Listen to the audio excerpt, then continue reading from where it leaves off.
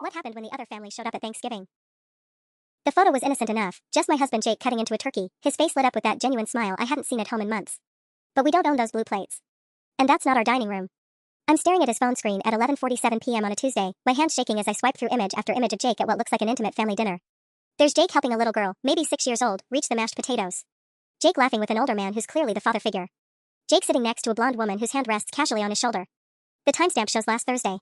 The same Thursday Jake texted me at 6:30 p.m. saying he'd be stuck at the office until at least 10 p.m. finishing the Morrison account. I scroll back through his photos, my heart hammering against my ribs. There are dozens of them spanning the last 4 months. Jake at a backyard barbecue in July. Jake playing catch with 2 young boys in August. Jake helping the same blonde woman, Sarah, I now remember, from 3 houses down, hang Christmas lights on her porch just last weekend. The weekend he told me he was visiting his college buddy Marcus in Portland. My legs give out and I sink onto our kitchen floor, still clutching his phone. Jake's in the shower, I can hear him humming off-key like he always does, probably planning his next lie. The Braxton account this time, or maybe emergency server maintenance. He's gotten creative lately. I think about confronting him right now. Marching into that bathroom and demanding answers. But I know Jake. I've been married to him for 3 years, dated him for 2 before that. He'll have explanations. He's always been good with words, good at making me feel like I'm overreacting or misunderstanding. Just last month when I found a child's hair tie in his jacket pocket, he convinced me it must have been from his coworker's daughter during the company picnic I hadn't attended because of my food poisoning. Food poisoning that came on suspiciously fast that Saturday morning. I swipe to his messages and there it is, a thread with Sarah Henderson that goes back 6 months. My stomach lurches as I read. Sarah, Emma asked if Uncle Jake is coming to dinner Sunday. Jake, wouldn't miss it. Tell her I'm bringing those cookies she likes. Sarah, you spoiled them. Tom's working late again, so it'll just be us. Jake, perfect. I'll bring wine for after they go to bed. Uncle Jake. These children, these kids I've seen playing in Sarah's yard when I walk our dog, think my husband is their uncle. The shower stops running. I quickly close everything and place his phone back exactly where he left it on the counter, screen down next to his keys and wallet. By the time Jake walks into the kitchen in his towel, I'm standing at the sink, mechanically washing the same mug for the 3rd time. You okay, babe? He asks, kissing the back of my neck like he has 1,000 times before. You seem tense. I want to scream. Instead, I turn around and smile. Just tired. How was work? Brutal, he lies smoothly, grabbing a beer from the fridge. Morrison's being a real pain about the quarterly projections. Might have to work late again tomorrow. That's okay, I tell him, my voice steadier than I feel. I'll probably invite my sister over for dinner anyway. But I'm not calling my sister. I'm calling Sarah Henderson's husband. The next morning, I'm a woman possessed. Jake kisses me goodbye at 7:15 a.m. sharp, briefcase in hand, telling me he loves me like he does every morning. Like he's not about to spend his day planning which lie to tell me tonight. Have a good day at Morrison Industries, I say sweetly, and he doesn't even flinch at the fake company name I just made up. The second his car disappears around the corner, I'm online. Facebook, Instagram, neighborhood apps, anywhere I can find information about the Henderson family. It doesn't take long. Sarah Henderson's Facebook is a goldmine of family photos, and my heart breaks a little more with each scroll. There's Tom Henderson, 35, works as an electrical contractor for Midwest Power Solutions. Recently completed a major contract that had him working nights for 3 months, exactly when Jake's overtime started. Tom's posts show a man desperately trying to provide for his family, proud of the extra money but apologetic about missing bedtime stories and family dinners. And there are the kids, Emma, 6, and Michael, 8, gap-toothed and adorable in their school photos. In recent pictures, there's a shadow figure I now recognize helping Emma with a puzzle, pushing Michael on a swing. The photos are cropped strategically, but I know that silhouette by heart. My husband has been playing house with another family while I've been eating dinner alone 4 nights a week. By noon, I have Tom Henderson's work number. By 12:15, I've called Midwest Power Solutions 3 times and hung up twice. The 3rd time, I ask for Tom. Tom Henderson speaking. His voice is rougher than Jake's, tired. I picture him in a hard hat, taking a break from installing power lines or whatever electrical contractors do. Hi Tom, this is going to sound strange, but I'm Amy Peterson from Maple Street. I think we need to talk about our spouses. The silence stretches so long I wonder if the call dropped. Sarah, he finally asks, and there's something in his voice, not surprise, but resignation. Like he's been waiting for this call. You know. I suspected. He sighs heavily. The way she lights up when she gets texts. New clothes appearing in her closet. She's been different since summer. Happier, but not because of me. We agreed to meet at Brewster's coffee shop on 5th Street, neutral ground, away from Maple Street's prying eyes. When I walk in at 2 p.m., I spot him immediately. Tom Henderson looks exhausted in the bone-deep way of someone who's been working too hard and sleeping too little. His hands are calloused, and there's a small scar above his left eyebrow that makes him look vulnerable despite his broad shoulders. Amy? He stands when I approach, awkward and polite. I slide into the booth across from him and pull out printed screenshots from Jake's phone, carefully selected photos where Sarah's face is visible but nothing too intimate. I can't bring myself to humiliate this man more than necessary. Tom stares at the photos for a long time. His jaw tightens when he sees the one of Jake helping Emma with the mashed potatoes. He's been coming to family dinners, Tom says quietly. She told me it was her cousin visiting from Chicago. Said he was going through a rough divorce and needed family time. He laughs bitterly. I felt sorry for him. Even suggested she invite him more often. Tom, I say carefully, what would you say to helping me expose this? Both of them, at the same time? He looks up from the photos, and I see something dangerous flicker in his tired eyes. I'm listening. Thanksgiving, I tell Tom, leaning forward across the coffee shop table. My family's hosting this year. 23 people, including my grandmother who hasn't missed a Peterson family Thanksgiving since 1987. Tom raises an eyebrow. You want to blow up 2 marriages in front of your grandmother? Jake loves my family more than his own, I explain, my voice steady despite the rage simmering beneath. My dad taught him to fly fish. My mom calls him son. My little nephew Drew thinks Jake hung the moon because he taught him card tricks last Christmas. The words taste bitter. If I confront them privately, they'll minimize it. Make it seem like a misunderstanding. But in front of everyone who matters to Jake? He won't be able to charm his way out. Tom runs his hands through his hair. Sarah's been asking about Thanksgiving plans. Says we should probably stay home this year, just the 4 of us. First time she's ever wanted to skip her sister's dinner in Minneapolis. Because she's planning to be with Jake. I pull up the calendar on my phone. Look, it's perfect. You tell Sarah your sister invited your whole family to join her celebration. Make it sound like a big extended family thing, too good to pass up. Meanwhile, I'll tell Jake my mom specifically requested he make his famous green bean casserole. His famous what now? He doesn't have a famous green bean casserole. But he'll panic make one rather than disappoint my mother. I've thought this through. The beauty is neither of them can back out without looking suspicious. Sarah can't suddenly insist on staying home after you've already accepted. And Jake would rather die than let down my family. Tom stares into his coffee. You want me to bring my kids to watch their world explode? I want your kids to learn the truth before they get more attached to Uncle Jake. My voice cracks slightly on the fake title. Tom, Emma calls him Uncle. How long before she starts asking why Uncle Jake doesn't live with you guys? How long before Michael starts wondering why Daddy's never around but Uncle Jake always is? That hits home. Tom's jaw tightens. Sarah's been different with him too. More patient, more present. I thought it was because I was working so much overtime that she was overcompensating. But it's because she's happy. Because of him. The Henderson family Thanksgiving massacre, I mutter. That's what my cousin Rick will probably call it. He loves drama. Your cousin Rick sounds like an ass. He is. But he'll also make sure every detail gets remembered and retold for the next decade. I lean back in the booth. Tom, I need to know you're really in this. Because once we set it in motion, there's no taking it back. Tom pulls out his phone and scrolls through something, probably Sarah's messages or photos, based on the way his expression hardens. She bought new lingerie last week.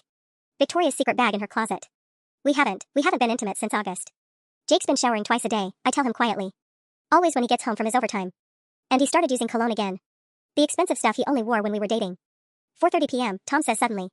Thanksgiving dinner. What time? We eat at 3. But people start arriving around 1:30. Perfect. Tom's smile is sharp enough to cut glass. Sarah thinks I'm working a half-day Thursday.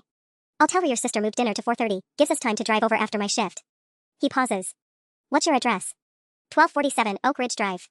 The house with the blue shutters and the enormous oak tree. Tom types it into his phone. This is insane. This is justice. I stand up, leaving $5 on the table for my untouched latte. Tom? When this goes down, when everything falls apart, your kids are going to need their dad to be the stable one. And Jake's going to need a good divorce lawyer, Tom replies grimly. As I walk to my car, my phone buzzes with a text from Jake, working late again tonight, honey. Morrison's being impossible. Don't wait up. Love you. I type back, no problem. Love you too. Can't wait for Thanksgiving, Mom's so excited you're making your green bean casserole. My finger hovers over send for just a moment before I press it. Let the games begin. Jake's reply comes back in less than 30 seconds, green bean casserole? Babe, I think you have me confused with someone else. I don't make green bean casserole. My blood runs cold. I'm sitting in my car outside Brewster's coffee shop, staring at his text, realizing I just made a potentially catastrophic mistake. Jake's many things, a liar, a cheater, a master manipulator, but he's not stupid. And I just handed him a giant red flag. I type back quickly, LOL sorry. Pregnancy brain. I meant your famous stuffing recipe. 3 dots appear, disappear, appear again. My heart hammers against my ribs as I wait. Amy, are you pregnant? Shit. Shit. No. Just kidding around. Mom asked if you could bring stuffing though. The good kind you made last year. I brought store-bought stovetop last year. I'm drowning here. Every response makes it worse. Well, she loved it. Same thing again? Sure thing. You feeling okay? You seem scattered. I force myself to breathe before typing, just excited for Thanksgiving. Love you. Love you too. But the damage is done. I can practically feel his suspicion through the phone screen. Jake's going to be watching me now, looking for signs that something's off. And I still have 6 days to get through without arousing more suspicion. My phone rings. Tom Henderson. We have a problem, he says without preamble when I answer. What kind of problem? Sarah just called. Asked if I wanted to invite anyone special to our quiet family Thanksgiving. Said she was thinking of asking her cousin Jake to join us after all, since he's been so helpful lately. Tom's voice is strained. She's planning to have him there, Amy. At our house, with our kids, on Thanksgiving. I close my eyes and lean back against the headrest. She's choosing him over hiding. Gets worse. I panicked and told her I'd already accepted an invitation elsewhere. She got upset, said she'd been looking forward to a peaceful day at home. Started crying about how we never do family traditions anymore. Tom's breathing is heavy. I think she knows I know something. The whole conversation felt like a test. What did you tell her about the invitation? Said it was from my coworker Danny's family. Big extended family thing, kids would love it, good for them to be around other families since we don't see my parents much. He pauses. She asked for details. Address, time, what to bring. I had to make up names, Amy. She wrote them down. This is spiraling. I can feel the careful plan I constructed crumbling around me. Tom, listen to me. We stick to the plan. Sarah's testing you because she's nervous, not because she actually knows anything. And Jake's doing the same thing to me. I just screwed up and now he's suspicious.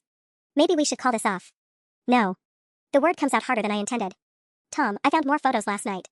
From Halloween. Jake took your kids trick-or-treating while you were working that emergency power outage on Elm Street. There's a picture of Emma in a princess costume holding his hand. Michael's dressed as a superhero, and Jake's wearing a matching cape. Silence on the other end. Tom? Halloween was Michael's idea, he says quietly. The superhero costume. Sarah said her cousin helped them pick it out, even bought a cape so Michael wouldn't feel alone. His voice cracks. My son wanted to match costumes with a man who's screwing his mother. Thursday at 4:30, I tell him. 1247 Oak Ridge Drive. Whatever it takes. Whatever it takes, Tom agrees, and hangs up. I sit in my car for another 10 minutes, watching normal people go about their normal lives through the coffee shop windows. In 6 days, everything changes. My phone buzzes with another text from Jake, can't wait to see your family. It's been too long. The irony would be hilarious if it weren't destroying my life. The next 3 days pass like I'm walking through quicksand. Every conversation with Jake feels like defusing a bomb, one wrong word and everything explodes prematurely. He's watching me now, I can feel it. Tuesday night he asks why I'm checking my phone so much. Wednesday morning he comments that I seem different lately. By Wednesday evening, I catch him going through the mail twice, like he's looking for evidence of something. But it's Thursday morning that nearly breaks everything wide open. I'm making coffee when Jake's phone rings on the counter. Sarah's name flashes across the screen, and my heart stops. Jake's in the shower, I can hear the water running, but he'll be out any minute. The phone stops ringing, then immediately starts again. Sarah's really trying to reach him. I stare at that screen, my hands shaking as I pour coffee I don't want. If she's calling this early, something's wrong. Maybe Tom slipped up. Maybe she figured out there is no coworker Danny with an extended family Thanksgiving. Maybe she's calling to warn Jake that everything's falling apart. The shower shuts off. Jake's phone buzzes with a text, emergency. Call me now. Babe? Jake calls from the bathroom. Can you grab my phone? I think I heard it ring. This is it. This is where 6 months of planning dies because Sarah Henderson couldn't wait 3 hours to talk to my husband. Just some spam call, I yell back, my voice surprisingly steady. 2 rings and done. I watch that text message glow on his screen for 30 seconds before doing something that might save everything or destroy it completely. I delete the text and block Sarah's number. My hands are literally shaking as I set the phone back down, screen side down, exactly where Jake left it. I've just cut off their communication on Thanksgiving morning. When Sarah can't reach Jake, she'll panic. When Jake doesn't respond to her emergency, she might call the whole thing off. Or she might show up at my door. Jake emerges from the bathroom in his work clothes, khakis and a button down, the same outfit he's worn every overtime night for 4 months. Morrison deadline today, he says, kissing my forehead. Might run long, but I'll definitely be home by noon to help with dinner prep. Actually, I say, pouring him coffee in his favorite mug, Mom called this morning. She wants everyone there by 1:30 instead of 3. Something about the turkey taking longer than expected.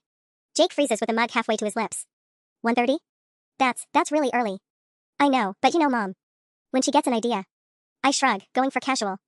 I told her you'd probably need to wrap up work first, but she said family comes first. Her exact words. Right.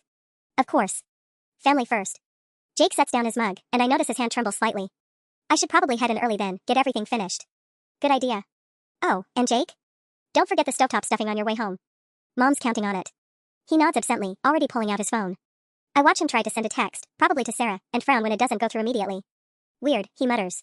Service must be spotty. The weather's been affecting towers all week, I lie smoothly. Janet from book club was complaining about it Tuesday. Jake tries calling instead. I hold my breath as he waits through several rings, but Sarah's phone is going straight to voicemail now, probably because she's frantically trying to call his blocked number. I'll try again from work, Jake says, grabbing his keys. Love you, babe. See you at 1:30. The moment his car disappears, I'm calling Tom. Please tell me you didn't let Sarah leave the house yet, I say without preamble. She's been ready since 10 a.m., Tom replies grimly. Dressed in that blue dress she wore to her sister's wedding. The kids are in their Sunday clothes. Amy, she made homemade rolls from scratch this morning. When's the last time Sarah baked anything from scratch? I blocked her number on Jake's phone. She can't reach him. Jesus Christ, Amy. She texted him about an emergency this morning. I panicked. She was probably trying to coordinate timing. Now she's going to show up not knowing if he'll be there. Tom's breathing is heavy. This could go very, very badly. Or it could be perfect, I say, surprising myself with how calm I sound. She shows up expecting Jake. He shows up not expecting her. Neither of them can run because they're trapped at my family dinner. Sometimes the best plans are the ones that fall apart in exactly the right way. Your family's going to hate you for this. I look around my kitchen, at the coffee Jake didn't finish, at his favorite mug sitting abandoned on the counter, at the life we built together that's about to implode in front of 23 people including my grandmother. Tom? Be at my house at 4:15. Not 4:30. 15 minutes early. Why? Because I want to see Jake's face when your car pulls into my driveway. 4:15 p.m. arrives like a death sentence. I'm stationed at my living room window, watching Jake help my dad arrange folding chairs in the backyard, when Tom's silver Honda Civic rounds the corner onto Oak Ridge Drive. My nephew Drew is showing Jake his new Pokemon cards on the porch. My sister Michelle is laughing at something Jake said about the stuffing, the stovetop stuffing that he somehow transformed into a story about keeping family traditions simple. Even my grandmother, sharp-eyed Nana Peterson, who once made my cousin's boyfriend cry just by staring at him, is nodding approvingly as Jake adjusts her lawn chair cushion. 3 years of holidays, birthdays, and Sunday dinners. 3 years of Jake Peterson, beloved family member, devoted husband, the man who drove 4 hours in a snowstorm to help my brother move apartments.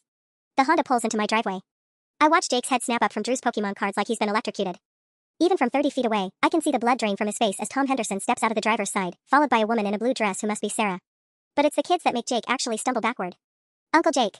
Emma Henderson shrieks with pure joy, breaking free from her father's grip and racing across my front yard in a yellow dress and tiny patent leather shoes. You're here.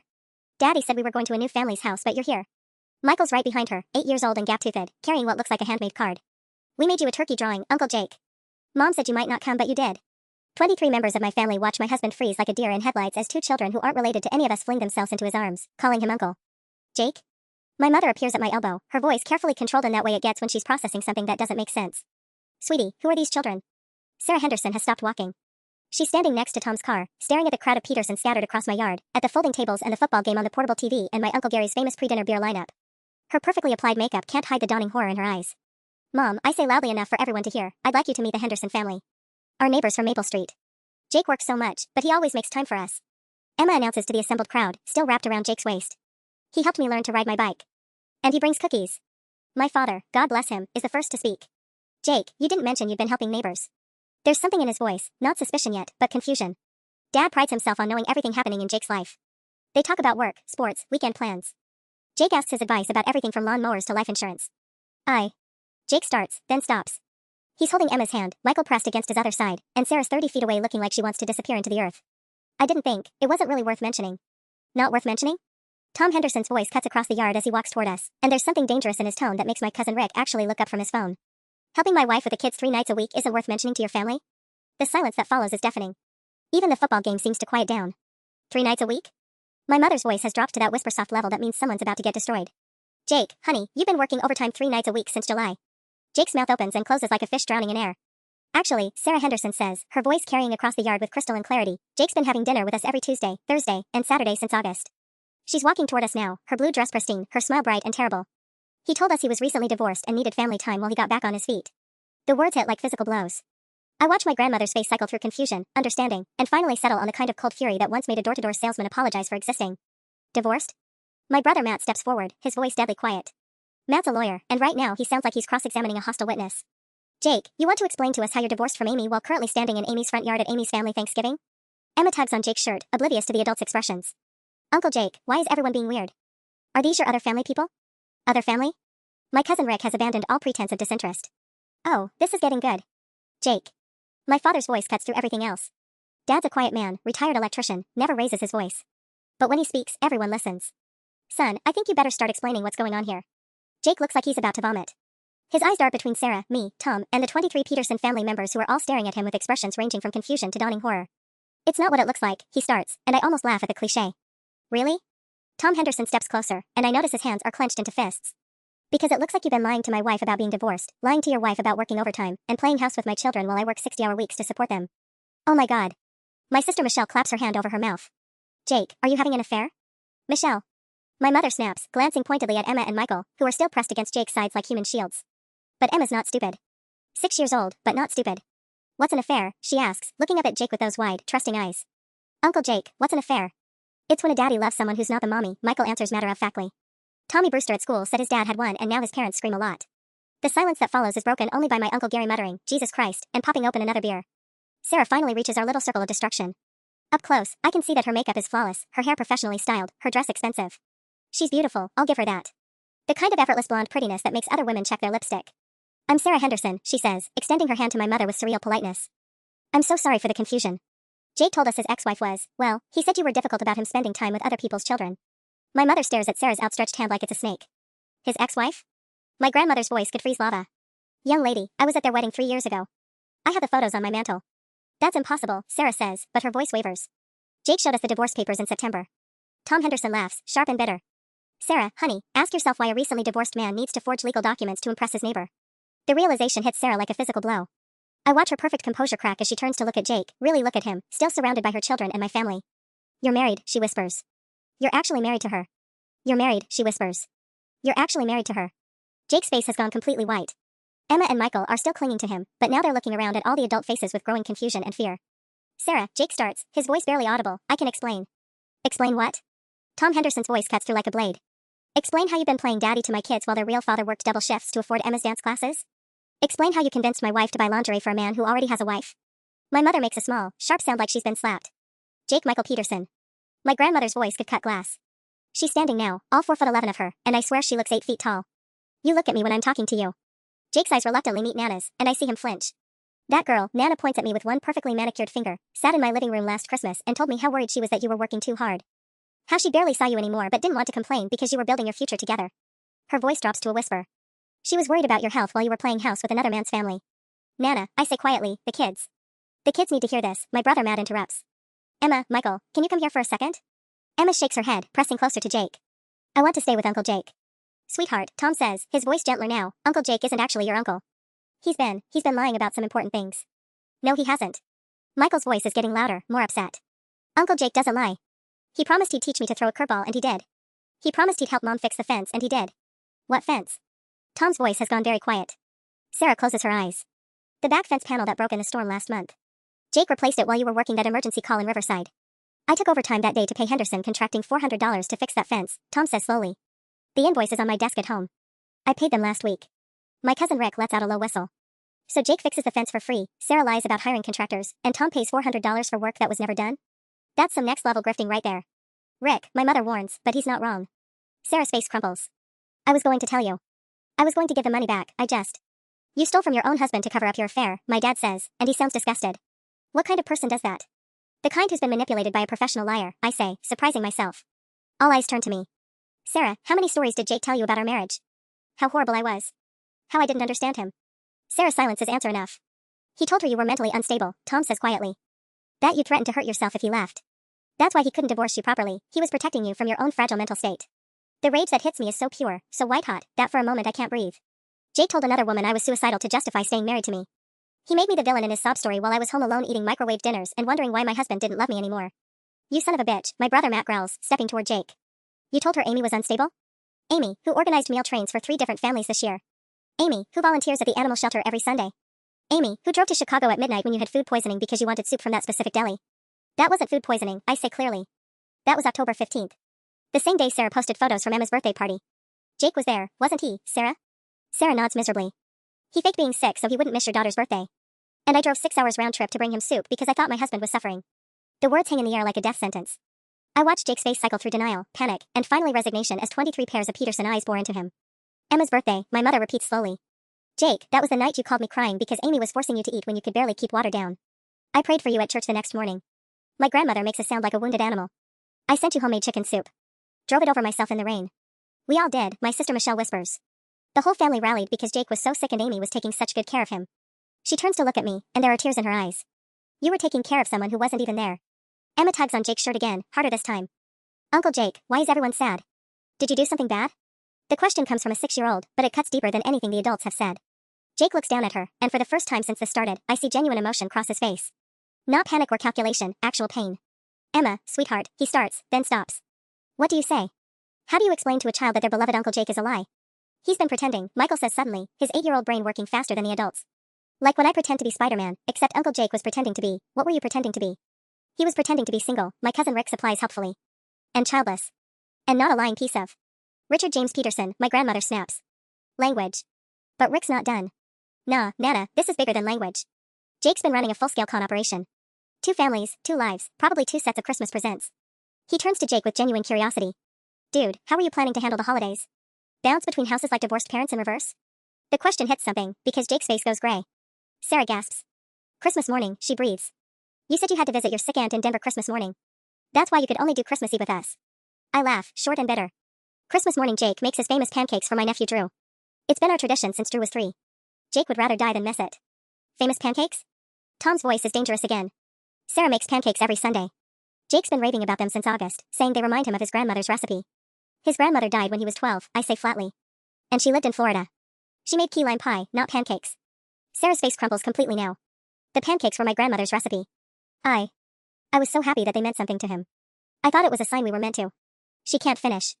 A sign you were meant to what? My dad asks, and his voice has gone very cold. Steal another woman's husband? Break up a family? I didn't know. Sarah's voice cracks. I thought he was divorced. I thought Amy was his crazy ex-wife who wouldn't leave him alone. But you knew he was lying to Tom, my brother Matt points out with lawyer precision. You knew your husband thought Jake was your cousin. You lied to Tom's face every single day. That's different, Sarah starts, then stops, because it's not different and everyone knows it. Mommy? Emma's voice is very small now. Are you and Daddy getting divorced like Tommy Brewster's parents? The question lands like a bomb. Tom Henderson looks at his daughter, then at his wife, then at the man who's been playing house with his family for 4 months. I don't know, baby, Tom says quietly. I honestly don't know. Actually, my Uncle Gary says, draining his beer and setting the empty can down with deliberate precision, I think there's something else everyone should know. All heads turn toward him. Uncle Gary's the family wild card, Vietnam vet, retired mechanic, the kind of man who speaks maybe 50 words at family gatherings but makes every single one count. Gary, my mother warns, this isn't the time for. Jake asked me for money, Gary continues, ignoring her. 3 weeks ago. Said Amy didn't know, that it was for a surprise anniversary gift. $5,000. My blood turns to ice. What? Said he was buying you a new car. That old Honda of yours is on its last legs, he said. Wanted to surprise you for your anniversary next month. Gary's weathered face is granite hard as he stares at Jake. I gave him the money because he's family. Because I trust family. Our anniversary isn't next month, I whisper. Our anniversary is in March. Sarah makes a choking sound. Jake gave me $3,000 last week. Said he'd gotten a bonus at work and wanted to help with Emma's dance competition in Tampa. The entry fees, the hotel, the costume. Her voice trails off. So that's $8,000, my cousin Rick says, pulling out his phone calculator with obvious glee. Jake cons Gary out of $5,000 with a fake anniversary story, gives $3,000 to Sarah for dance competitions, and pockets $2,000. Dude's running a straight-up embezzlement scheme on his own family. That's not what happened, Jake finally speaks, his voice hoarse.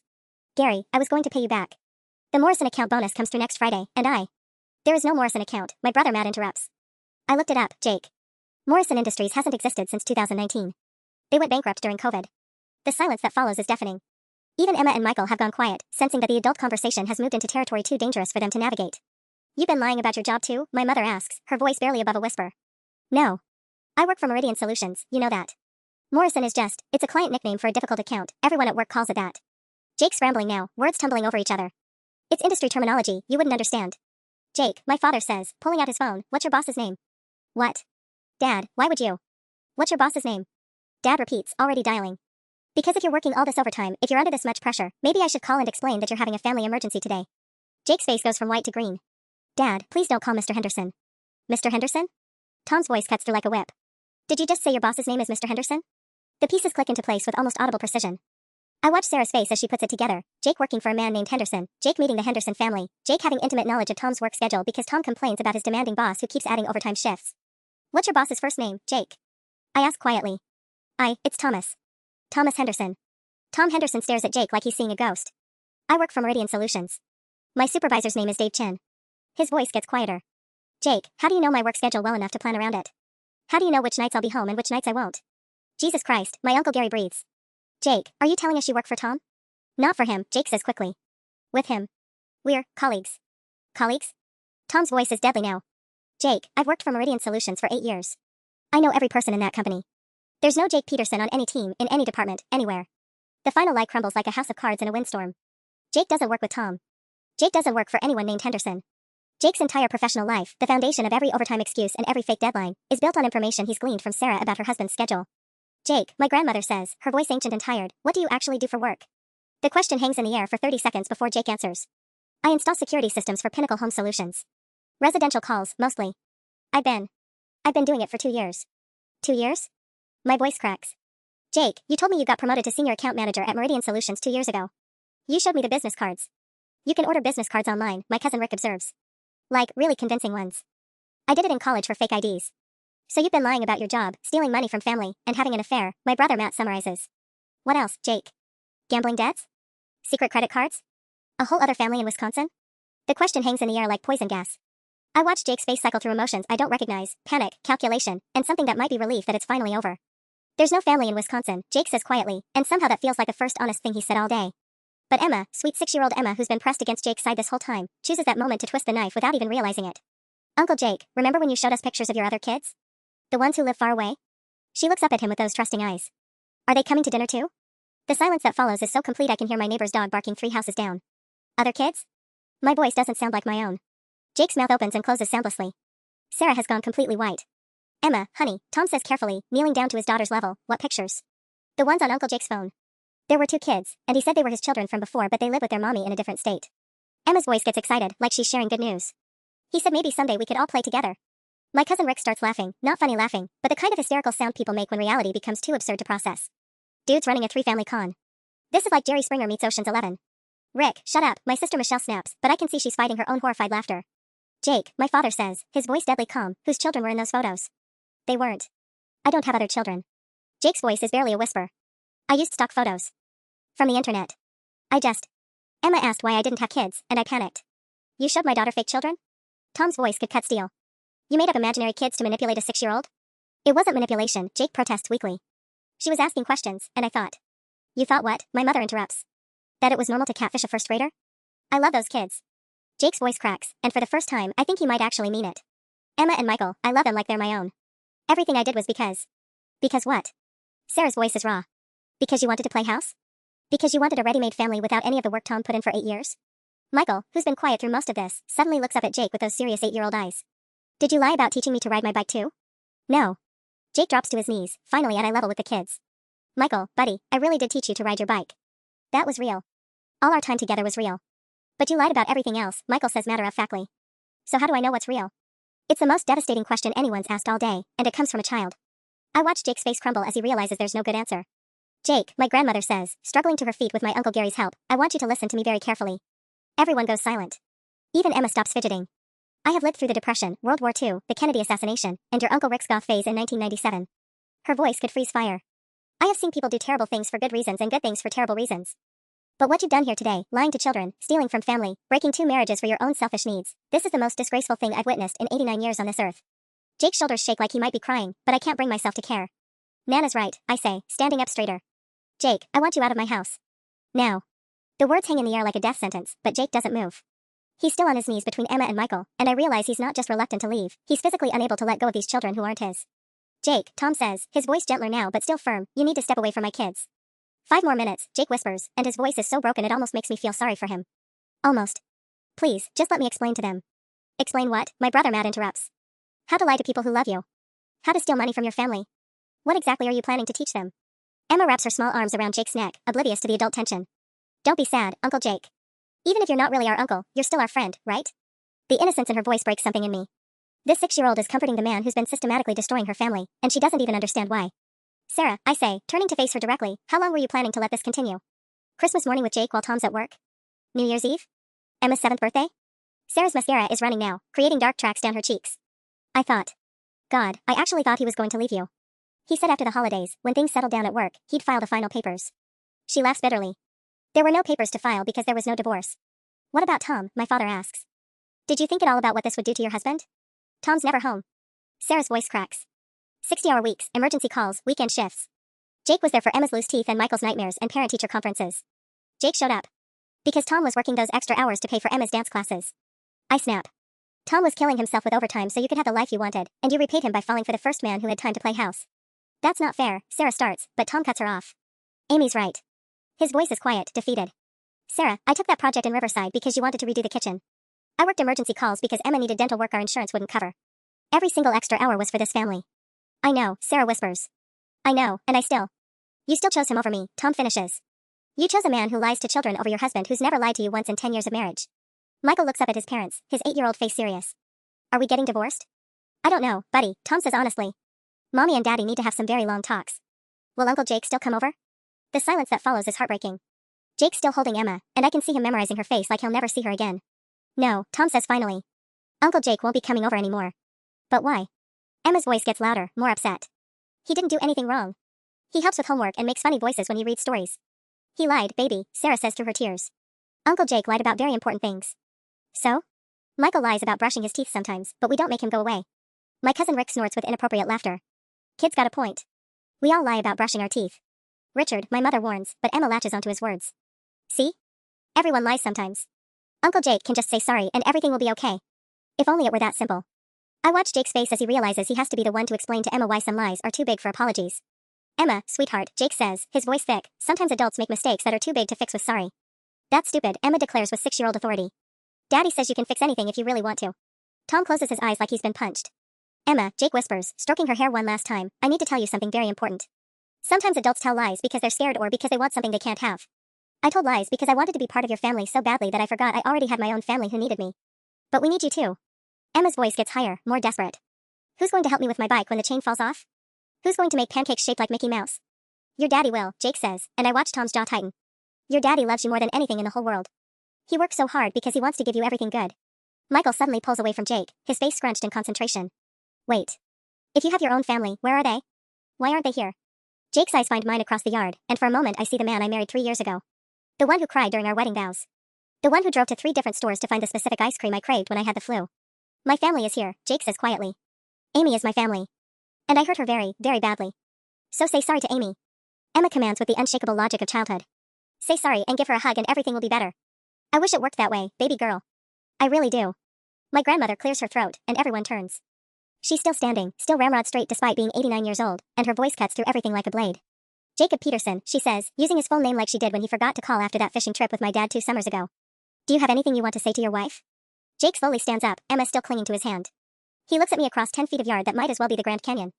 Amy, he starts, then stops. I don't know how to, there aren't words for how sorry. Don't, I interrupt.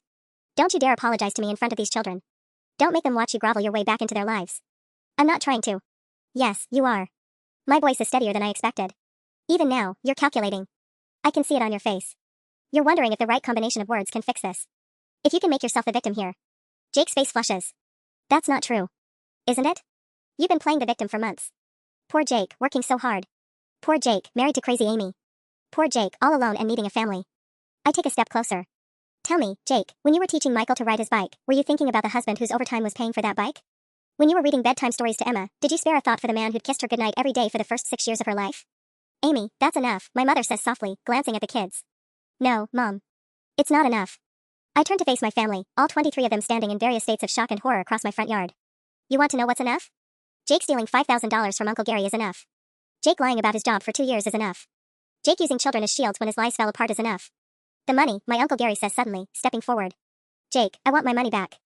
Today. Gary, I don't have $5,000 just sitting around. Then you better figure it out fast, my brother Matt interrupts, his lawyer voice in full effect. Because fraud is a felony in this state. Family or not. Sarah makes a choking sound. Fraud? Jake, you could go to jail? The words hang in the air like a death sentence. Emma and Michael don't understand legal terminology, but they understand the tone in the adults' voices. Emma's grip on Jake's hand tightens. Nobody's going to jail, Jake says quickly, but his voice wavers. Gary, I swear I'll pay you back. The Henderson account bonus comes through Friday. There is no Henderson account, Tom says flatly. Jake, I want to know exactly how much money you've stolen, from whom, and what you spent it on. Because if you've been funding this affair with other people's money, that changes everything. Jake's face goes gray as he realizes the financial house of cards is collapsing along with everything else. The credit cards, I say suddenly, the pieces clicking together in my head. Jake, where did you get $3,000 to give Sarah? You don't have access to our savings without my signature. Jake's silence is answer enough, but my cousin Rick, God bless his nosy soul, pulls out his phone and starts typing. Dude, you can check credit scores online now, he announces to the group. What's your social, Amy? Let's see what Jake's been up to. Rick, that's illegal, my mother starts, but I'm already rattling off numbers. I need to know.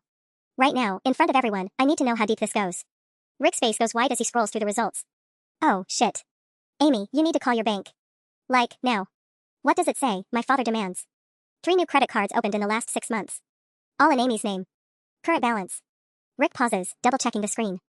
$14,732. The number hits like a physical blow. I actually stagger backward into my sister Michelle, who catches my arm. 14,000? My voice doesn't sound like my own. Jake, you opened credit cards in my name? Amy, I can explain. Identity theft, my brother Matt says, his lawyer brain already calculating. Jake, you just graduated from adultery and fraud to federal crimes. Identity theft carries up to 15 years. Sarah makes a sound like a wounded animal. Jake, you stole from your own wife to give me money for Emma's dance competition? It wasn't stealing, Jake protests weakly. We're married, so technically. Technically, you forged her signature on credit applications, Matt interrupts. That's textbook identity fraud. Emma tugs on Jake's hand, her 6-year-old face scrunched with worry. Uncle Jake, why does everyone keep saying bad words? What's identity theft? It's when someone pretends to be you to get money, Michael answers with 8-year-old matter-of-factness. Like if I signed Daddy's name on my report card. But that would be lying, Emma says, looking up at Jake with those trusting eyes. Uncle Jake, you didn't lie about money, did you? The question hangs in the air like a sword. I watch Jake look down at this little girl who adores him, knowing he has to either lie to her face or admit he's exactly the kind of person her parents have taught her not to trust. Emma, sweetie, Jake starts, his voice cracking. Sometimes adults make very bad choices about money. So you did lie about money? Emma's voice gets smaller, more confused. But lying is wrong. Mommy says lying makes people sad. Your mommy's right, Jake whispers, and I think this might be the first completely honest thing he said all day. Tom Henderson steps forward, gently taking Emma's other hand. Kids, we're going home now. This isn't our family's problem to solve. But what about dinner?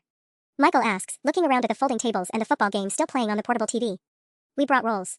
My grandmother, bless her, speaks up in her gentlest voice. Michael, honey, sometimes plans change. Your mama's rolls smell wonderful, and I'm sure your family will enjoy them at home. Will we see Uncle Jake again? Emma asks, still clinging to his hand. The silence that follows is heartbreaking. Jake looks like he's dying inside, but Tom's expression is granite. No, baby, Tom says finally. We won't be seeing Uncle Jake anymore.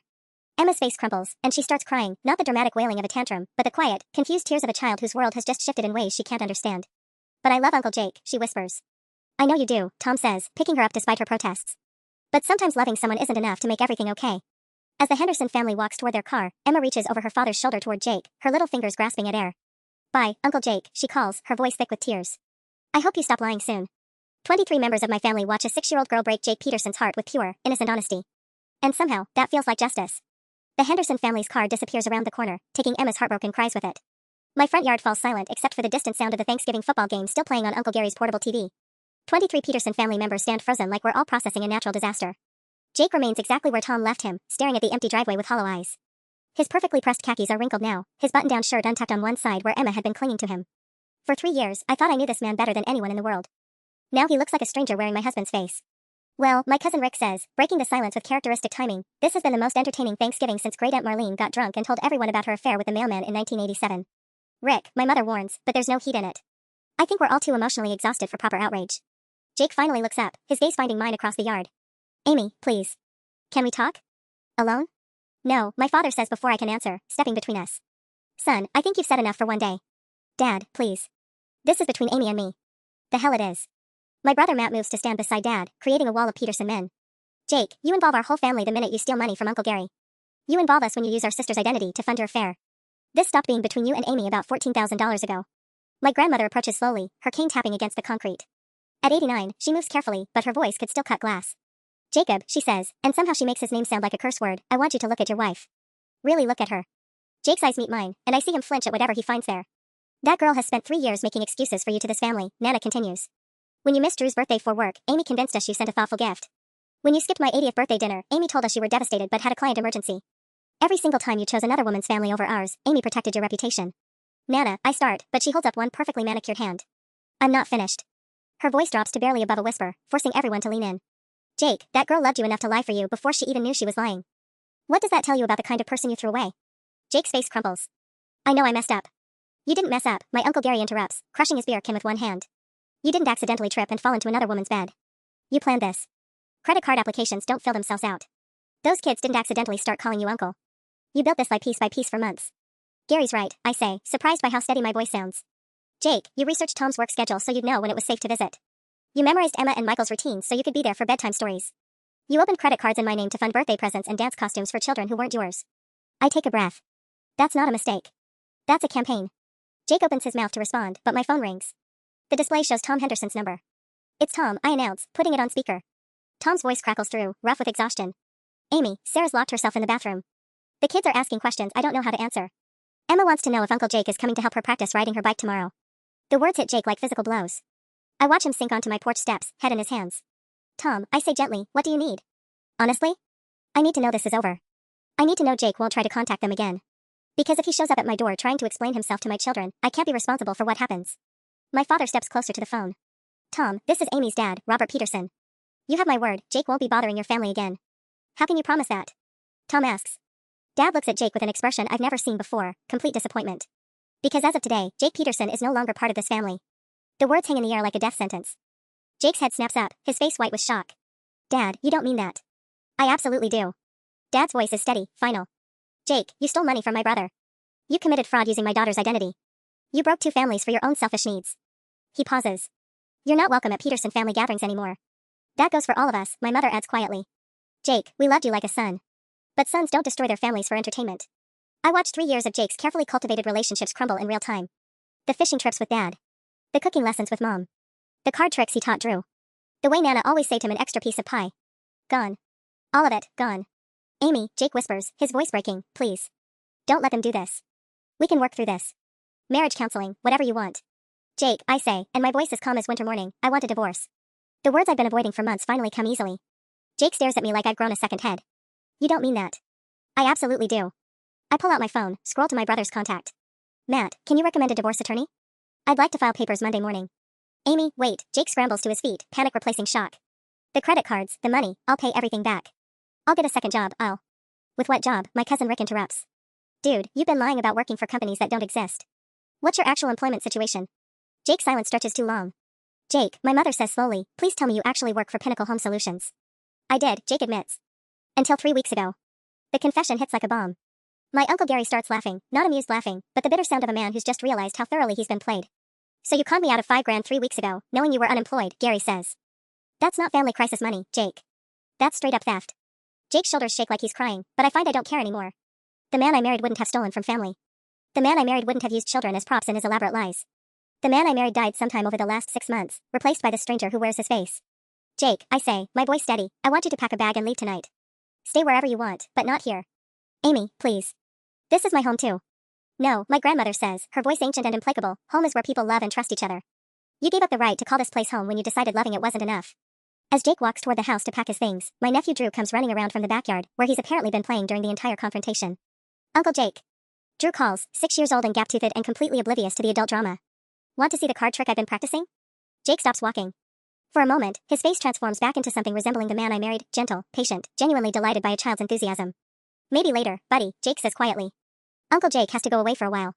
How long? Drew asks, the way kids do when a while could mean anything from an hour to forever. Jake looks at me over Drew's head, his eyes asking a question I can't answer. I don't know, Drew, Jake admits. Maybe a really long time.